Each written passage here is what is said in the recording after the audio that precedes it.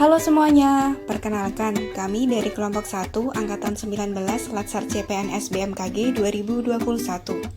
Kami akan menyampaikan hasil diskusi dari pembahasan artikel pelayanan publik yang berjudul Kita Harus Banyak Belajar dari Jepang.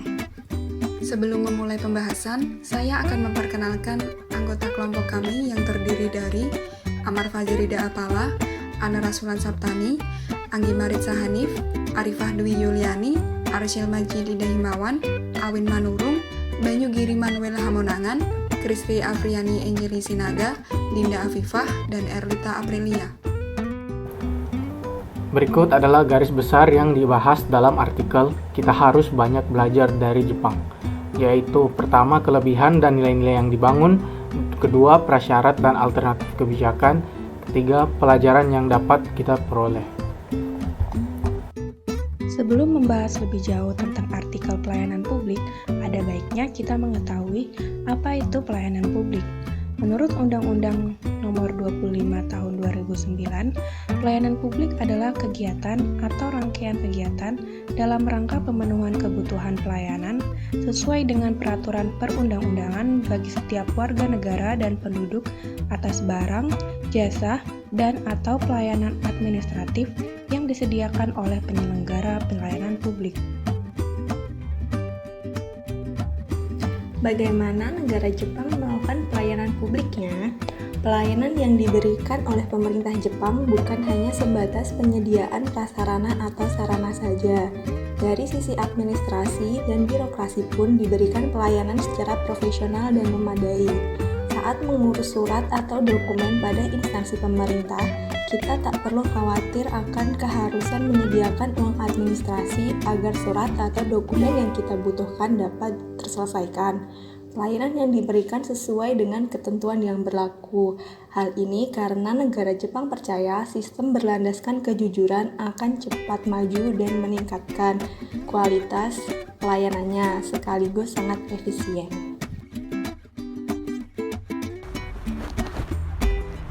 Kelebihan pelayanan publik di Jepang. Yang pertama, partisipatif, di mana masyarakat Jepang selalu ikut terlibat dalam peran serta pelayanan publik yang ada di Jepang. Kemudian yang kedua ada transparan, di mana pelayanan publik di Jepang tidak menutupi kekurangan produk yang dijual. Kemudian adanya pengembalian uang secara utuh jika memang produk yang dijual tidak sesuai dengan standar.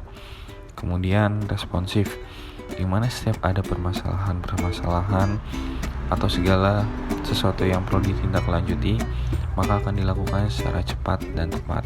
Kemudian yang keempat adalah tidak diskriminatif, di mana di sini menerapkan sistem the biggest service for the small.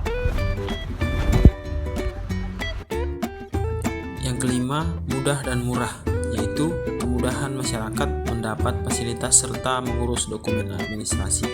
Yang keenam, efisien dan efektif, yaitu birokrasi pelayanan tidak berbelit-belit serta penggunaan sumber daya manusia yang efisien. Yang ketujuh, aksesibel, yaitu pelayanan publik mudah diakses. Yang kedelapan, akuntabel, yaitu bersungguh-sungguh serta adanya pertanggungjawaban atas kesalahan yang dibuat. Yang kesembilan, adil, yaitu pelayanan disesuaikan dengan kebutuhan masyarakat. Prasyarat yang harus dimiliki Indonesia agar memiliki pelayanan publik seperti Jepang, yaitu yang pertama, perbaikan sistem, penyederhanaan birokrasi yang rumit atau berbelit dengan penerapan pelayanan satu pintu agar memudahkan masyarakat. Selanjutnya, meningkatkan kualitas pelayanan dengan biaya yang lebih efisien dengan melakukan perencanaan anggaran secara rinci dan menghapus segala biaya tambahan yang tidak perlu serta memberantas pungli. Terakhir, menerapkan standar pelayanan publik dengan membuat aturan dan pedoman tertulis tentang pelayanan publik yang memuat prosedur, persyaratan, dan biaya pelayanan. Prasyarat berikutnya yaitu menciptakan manajemen ASN yang profesional. Manajemen ASN yang profesional bisa kita wujudkan melalui ASN harus memiliki etos kerja yang tinggi dengan cara menumbuhkan rasa kebanggaan berprofesi sebagai seorang abdi negara, bekerja secara ikhlas, disiplin, semangat, dan produktivitas. Meningkatkan keramahannya kepada pengguna layanan dengan menerapkan minimal 3S, senyum, sapa, dan salam. Dan cara terakhir, bekerja berdasarkan sifat dan etika profesional dengan cara memahami dan merealisasikan kode etik daripada ASN.